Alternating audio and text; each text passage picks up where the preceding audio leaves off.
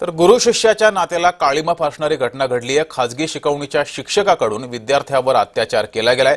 रायगड जिल्ह्यातील महाडमधील ही धक्कादायक घटना आहे। या प्रकरणी महाड शहर पोलीस ठाण्यामध्ये गुन्हा दाखल झालाय।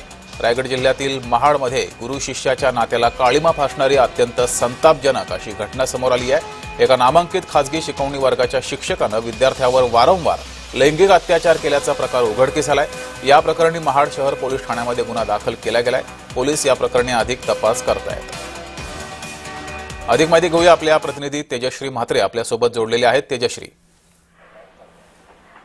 जगदीश, महाडमध्ये एक घटना घडलेली आहे। गुरु शिष्याच्या नात्याला अत्यंत पवित्र मानलं जातं, पण रायगड मधील महाडमध्ये या नात्याला काळिंबा फासणारी एक अत्यंत संतापजनक घटना समोर आलेली आहे। एका नामांकित खाजगी शिकवणी वर्गाच्या शिक्षकाने आपल्याच विद्यार्थ्यावर लैंगिक अत्याचार केल्याचा प्रकार उघडकीस आलेला असून या प्रकरणी महाड शहर पोलीस ठाण्यात गुन्हा दाखल करण्यात आलेला आहे।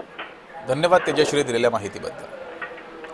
तर रायगडमध्ये हा संतापजनक प्रकार घडलेला आहे। खासगी शिकवणीमध्ये शिकवणाऱ्या एका शिक्षकानं विद्यार्थ्यावरच लैंगिक अत्याचार केलेला आहे आणि वारंवार हा अत्याचार केलेला आहे।